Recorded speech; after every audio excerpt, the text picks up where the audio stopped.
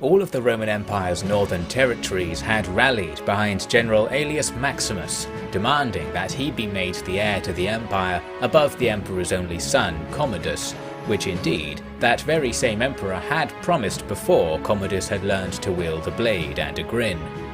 As the host of such a rising star, Rex was also shooting to fame as the general's right-hand man, not that he or the general considered their relationship to be anything of the sort.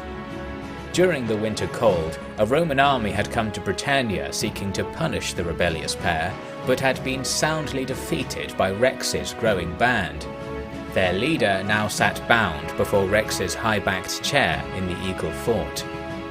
"If we all worked together, these islands would be ours," the captive spat towards the Roman troops stationed around the room. Pullo grabbed him by the hair from behind. "Stupid man, they're ours already, just not yours." "Leave him, Pullo," Rex said with a wave. Varus looked up at his captor. "This is all your fault, you insolent slave. It is your blood that has driven the Emperor to madness." "If you and your conspirators had left me alone, all would be well. Now it's time to talk, prince to slave. Why are you and your friends trying to kill me?" Varus's eyes widened in surprise. He rapidly looked around the room, then scoffed. "That's what this is about. Such is the mind of an indentured woodsman who steals his dignitas from others." Rex nodded to Pullo, who stepped forwards once again to end the laughter with a kick to the stomach. "Perhaps you'll speak with me," Agasicles said, moving out from beside Rex's chair. "I am Agasicles of Boeotia, if you do not recall from those days a decade past when we met in the Imperial Palace." "You took my brother's gold freely back then," Varus remarked. "Indeed. Now it has come to our attention that said brother summoned Rex to the capital. Yet these summons were not only waylaid, but entirely replaced with orders for Rex to be killed. You will struggle to convince us that you don't know something about this, so you'd best explain quickly, then we can all go home. Yourself included." Varus finally looked up at Rex upon these last words. "Is that a deal?" he asked. Rex nodded. "Your friends already sent piles of gold to buy your safe return. They think that I'm your enemy. They were wrong. I am only the enemy of the one who holds my sister captive and makes her disgrace herself for his amusement. Tell me what is happening, and you, sir, will have no more enemies here." Varus explained that the Emperor had indeed sent for Rex, and that all in the high politics of Rome knew that this was only to please his new favourite courtesan, Regni. Perhaps Regni was already controlling the Emperor, an eventuality feared by all. Apparently it had been clear that Rex would be given high office in Rome were he to arrive, and thus those in high office already had extra motivation to keep him away. And that was all there was to it, until the affair with Maximus had begun. With this not especially convincing explanation delivered, Rex personally cut Varus's bonds and rose him to his feet. Remembering what Eadfrith had whispered in his ear during the story, he announced, "It seems then that just as you call yourself brother to the Emperor, through my sister, I too am to be his brother. How can brothers like us be at odds? You are free to go." Enraged and relieved in equal measure, Varus wordlessly left the snarking Novante boy and disappeared, just in time to miss the earful that an arriving Maximus gave Rex and company regarding this brotherly act.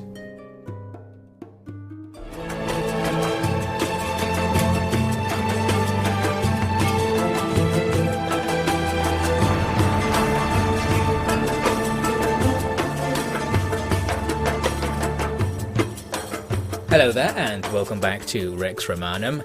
Right now I'm taking a little trip down to Andamatunum because someone in the comments mentioned that there are these legendary smiths around the map that you can supposedly get special weapons from, and you can pay travellers to tell you where they are. One of them was in nearby Andamatunum, which as you can see is one of the many glitched towns in the game, where all of the people in the town just spawn on top of each other.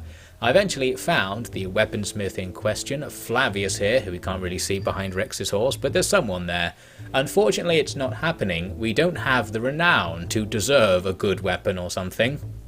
I was a bit annoyed by this, since we do have quite high renown, and it's not really going up very much more because it's so high already. It dilutes how much renown you can get once you already have a lot of renown. Anyway, with that plan failed, I decided to move south back to Italy, not only to pick up some more renown, but to grab myself some more Roman officers to continue proving the weakness of the Roman Empire. Luckily enough, we came across a group of 20 or so Romans with an officer in them. We make an easy attack where Rex could probably win this battle on his own, and as far as I can tell, that's what's happening. The rest of the enemy armies moved off somewhere and died fighting my army while Rex took on the guys at the back, including the enemy officer who we did capture, so that was successful. Then I moved to the east after that, pursuing another force. This time it was something like 30 guys, but equally easy for us to take down. You always have the option to try and get an officer to speak with you in private. That's how you make them defect, but so far no officer has ever agreed to actually speak with Rex, so it looks like we're not going to be able to get any defections anytime soon. As for this battle, my infantry just ran at theirs, and that's really enough, especially with Rex being annoying and hacking around the back, and then in come the cav to complete the sandwich, and that's going to be the end of that fight. I think we did lose one or two guys, but we did also capture the enemy officer. Very good stuff. Really, that's enough for this raid, so I thought, well, we might as well go back now. However, on the way, more opportunities arose. In northern Italy, we discovered this group of 30 or so guys once again being pursued by the Gallic Romans. We thwarted an ambush, so that's good to see. So we end up with a regular battle where I am just looking to get that general snipe. I'm going out on my own to see what I can see. I kill the enemy's one cavalryman, direct my forces to form up ready for battle, and then I'm going to run right in there, braving all the arrows since we have the armour to deal with it. And there's the officer hanging around at the back, and in a slightly janky way I think I take him down there. That looks good. With that done, the battle was won without much hassle, since the enemy's remaining infantry were being so bombarded with arrows that they were quickly losing their shields, and every time they turned around to face me, of course, they got hit in the back and were killed. So we won the battle with one loss, unfortunately, and we didn't take the enemy officer, but at least we get some more regular prisoners. That will all make us some money. Now here's the further opportunity I discovered on the way back. There's another fort on the north side of the Alps, which is controlled by the Roman Empire and could potentially become our base. You may remember we tried this before with a different fort off to the west of this one, and the fort was glitched, so it proved to be a waste of time, but maybe this one will work. It is somewhat garrisoned. There are nearly 200 men inside, so it will be hard for us to take it right now. Seeing that, I decided instead to take down the 50 or so guys that were hanging around outside the fort just to clear up the area. The enemy cavalry started the battle by charging our lines. This is pretty good because you can see my formation is very vulnerable to cavalry attacks. I've got my infantry bunched up in the centre and my archers in a long line, so the cav can easily get to the archers, but my own cav in this case are able to deal with the situation just fine. As for the enemy's blob, now our archers will prove their worth because we're just absolutely showering the enemy. Again, shields are being broken, enemies are turning around to look at me hanging around behind them and getting hit in the back, and very quickly that blob is being thinned out, and there is a cheeky 360 trick shot from Rex.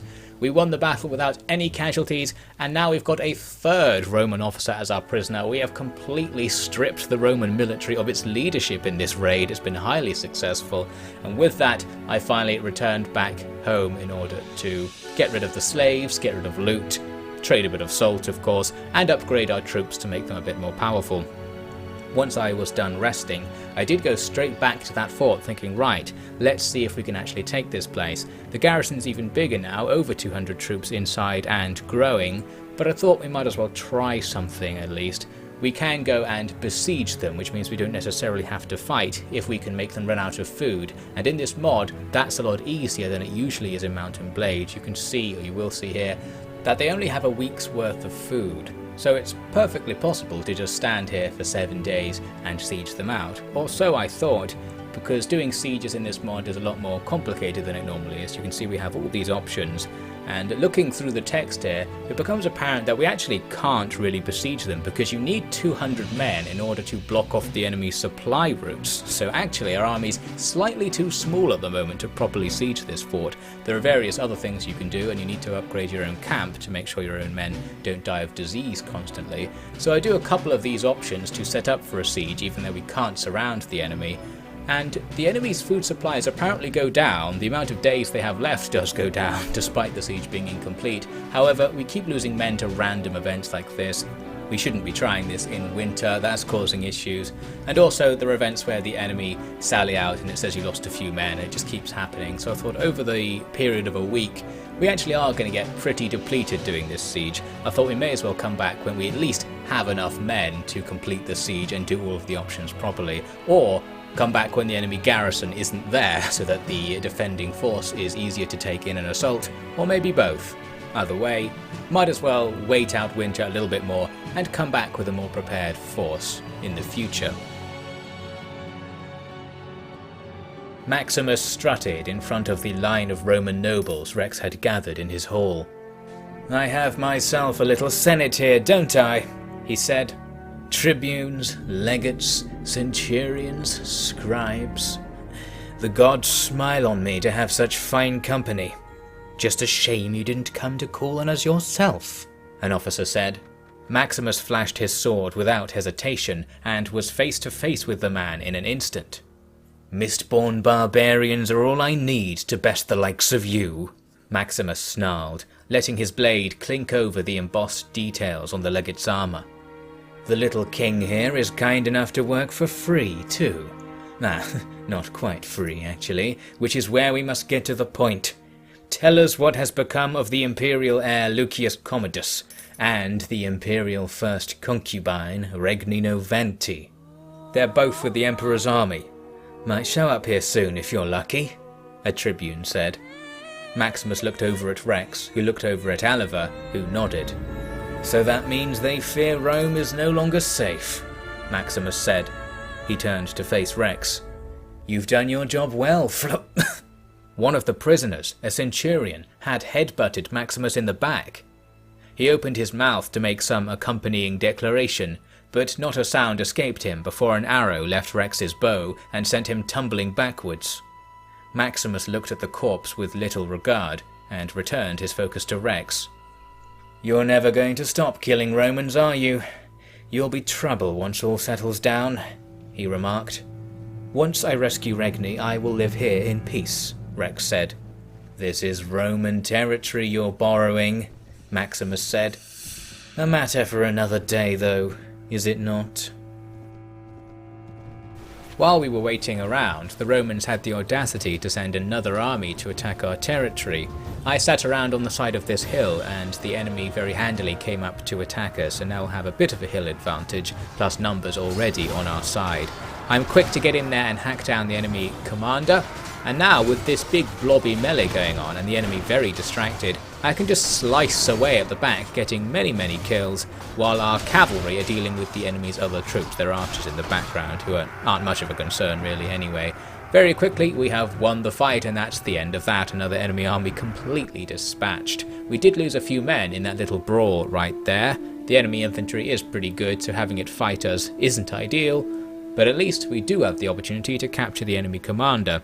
Although, now that we have quite a lot of money and money isn't really a concern, I'm going to have a change of strategy. I'm going to generally release enemy commanders that we capture because it makes them like you and makes the possibility of defections increase over time. We'll see if we can actually get anything with that. Now with the battle won, I wanted to head back down to that fort in order to try again on the siege, and I thought I'll recruit a load of guys on the way there to make sure we have the numbers on our side. But now this is happening again. Enemy bandits start to appear and stop us from going into villages and towns. Here's the first example of it happening. Me and my companions have a difficult time fighting these couple of enemies. Eventually though, after my companions both go down, I'm going to be able to hack my way through all of them. Then I hit Andamatinum, always hankering for that salt, and once again we've got an ambush. Annoyingly they spawn right on top of me, and because my default weapon right now is the bow, I have to gradually work my way to sword and shield, taking hits all the way. But Agesiocles and Edrith were providing distractions, so we got away with it in the end. Now finally I got back to the fort I was targeting, but annoyingly, one of the Roman Gallic armies was already here besieging it, and it captured it as I was waiting around to see what happened. We're on low morale, so we'll now have to sit in the fort and rest up, meaning we did end up inside the fort, as promised to the troops, just not with quite the amount of glory we expected. I went to Massilia to sell off some salt, and you can see we've got loads of money. I have far more money than I need right now because the soft cap on party size caused by low morale means we can't really get stronger than we are now. It's kind of annoying, and I might end up doing some hacks to solve that at some point if I feel like it. I started heading back to Britannia. On the way I did a quick battle against some sea raiders, and they actually ambushed me with 20 men here in the night. It's kind of hard to deal with these ambushes because the enemy come at you from all directions. You can't really form up in any particularly good way. Just have to fight them, and with 10 times the enemy's numbers, that's not going to be a huge deal. A cheeky headshot downs one enemy, a quick slash there downs another. I'm going to follow this guy into the mess and just generally hope that everything's going fine, and it will do, just because the numbers, as I said. Anyway, with that sorted, we captured some prisoners, slightly expanding my party, but you can see there are 50 caravan guards that I could take, but because of the party cap, we can't capitalize on this. We really need to be fighting the raiders with only a small party to make profits in terms of troops from it. Forgetting all that, let's go back to what my main objective is right now, and that is to try and get the Caledonian coalition to actually help me attack Italy. I'm going to try now asking Lord Fur to just go and attack Rome. And surprisingly, he just says, okay, but it's your fault if it goes wrong. So that was good news. He's got something like 300 men, and Vist, who is nearby, has even more, and he also agreed to the deal. However, it just doesn't quite work as expected. Immediately, Fur calls a campaign for the clan in general, and that's going to reset all of the Lord's orders, so they start gathering for the campaign instead. It didn't work out. As I went to join the campaign myself, hoping to gain some more reputation, I was speaking to Fur, and I noticed that Vist wasn't here, despite him being nearby recently, and I thought surely he should be gathered with the force by now. So I went to ask, where is he? And Fur tells me he's down at Andermatinum, and I thought, well, that means Vist is actually ignoring the campaign and he's gone off to attack Rome on my suggestion on his own. I thought, oh dear, let's try and get him out of that mess. But on the way to rescue him, we also got news that Vist is at Tremontium hosting a feast, and now we're all going to that instead of going on campaign. So basically the AI's dithering is going to ruin any chance I have of actually coordinating them to make such a long journey to attack Rome. However, there is one thing left open to me. I can use some cheats to give myself a promotion within the clan so that what I want to happen has much more influence. Rex sat in the seat that he once prostrated himself before to beg Lord Vist for help. He sat at the head of the table, even in the presence of his liege Corbed, for the feast that night was in honour of his devastating campaigns against the distant Romans. It wasn't the first such occasion, but this time the gifts offered would be far greater than merely toasts and cheers. Lord Fur took Rex aside to personally thank him for convincing the tribes to go to war. "You've made us all feel ashamed not to be out there," he admitted. "You are a hero for all Caledonian folk to look up to, and look up to you they do. I even have a message for you from one admirer in particular." Fur directed Rex to speak with a sturdy noblewoman of around Rex's age. She was Edburga, Lord Fur's only living child, whom he doted upon endlessly, to the point of sheltering and coddling her into obscurity. Now she had an honour dreamt of by ladies in courts from there to Bukhara. She took the hand of the champion and grasped it tightly. "I'm so sorry for your loss, Rex," she said, lamenting his misfortunes of years past in an invasive amount of detail. It seemed that the tragedy of the little king was as important, if not more so, than his contributions to the future of the free peoples of Britannia. Rex was unsure precisely what to do, but decided to forego the tried and tested winking strategy in order to recite some poetry he had read of late, an activity that had to be done in quiet tones as to not arouse disdain from the hall of rough beards and dented skulls. Edburga was delighted to confirm her suspicions that the burly hero Rex was a soft and kind-hearted soul on the inside, to use her own words, But that was the end of their courting for now. The chief Corbed was gathering eyes and ears for an announcement. The time has come for those who love this land and love the gods to stride tall and proud over the distant hives of Rome. One man here knows the way well. He waved Rex to his side before continuing. Rex might be a little young, a little dim-witted, a little light on the face and golden in the eye.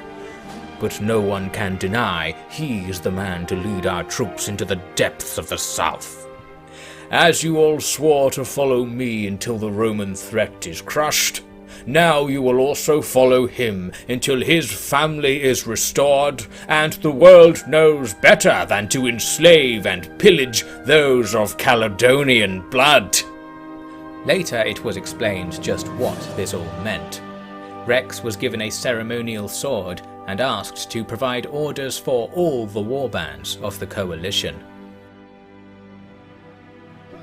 I took a bit of a break from campaigning because I discovered that for some reason my village actually doesn't like me. I had something like a -4 reputation with them. Can't quite remember why, but handily I could take on the good old train the peasants mission to make them like me again. Although that said, when it came down to the fight at the end of the mission and we had to take on the bandits, I didn't do very well. I missed most of the fight because I was trying to outflank the enemy. You can see the bodies already all over the floor. When I finally arrive, I barely contribute at all. But eventually we're able to defeat the enemy, with several casualties to our own party and loads to our village. At least when I refuse any reward, they start liking me now, so now I can recruit troops from here. I couldn't before. When you have a negative reputation, you can't get any men from your village. You may note, speaking of recruits, that I don't have that many men at the moment. It's because I've put most of my party in the fort, and I'm now going to do a little bit of a magic trick. Here I am back again, with 100 more troops or so, because I decided to grab 50 Armenian and Persian serfs using some hacks, so that my army wouldn't be made up entirely of Romans, and it will be possible to tell my troops apart from the enemy's. So I guess we received a gift of some wanderers who came up to join our force. After that, I went down into the continent to go to one of the Roman towns and buy myself another business. Need to get rid of all this money I've got, and that goes fairly well. Then I head back to Benatia because I'd received a request from old Edburger to come and visit her again, so here I am. I've basically initiated the courting quest, where you just have to talk to the lady over and over again and recite poetry to her, and it makes her like you, and I believe the outcome is that you can marry them, and then I'll be part of an official noble family in the area, which may or may not help, but because I already have my own lands, I'm already a noble in my own right, I don't think this will really benefit me. If I was a commoner, I certainly would be getting a promotion by doing that. Just going to go along with the quest for no particular reason. The main thing I've done, as you may have noted, is made myself the strategist of the Caledonian coalition. This means I now have the right to talk to any of the lords and say we're starting a campaign, and this causes all the other lords to at least consider coming with you and following you around until you call off the campaign. With this, we have a much more solid way of getting troops to actually go with us to Europe. That said though, as I'm sitting around waiting to see if anyone shows up, it was only Vist who was actually waiting to go on the campaign with me, and I could see Fur running around just trying to ignore me, so I rushed out, and you can ask them specifically to follow you as well. Normally this is the sort of thing where they'd follow you a bit and then just wander off when you're not looking, but maybe because the campaign is now officially ongoing, they're more willing to follow me as the strategist. So even with just these two armies, we've now got a substantial force and have the power potentially to go and take Rome. I'm going to try and gather up some more guys, and then we'll head off for a grand campaign and many grand battles in the next episode. At last, Rex could set his eyes on Rome. He knew that his sister was with the Emperor, either in the city itself or his army, rumoured to be marching in Italy. He knew that his kin from the north were itching to lay the final blow on the fracturing Roman core. He knew that his friends and companions were cheering him on as he mounted his horse at the head of a force 1,000 strong and pointed his sword south. That is it for this episode. Thank you very much for watching, and a very special thanks to all of the OfficiallyDevin patrons. We'll face everything Rome has for us, both inside their capital city and out, in the next part of Rex Romanum.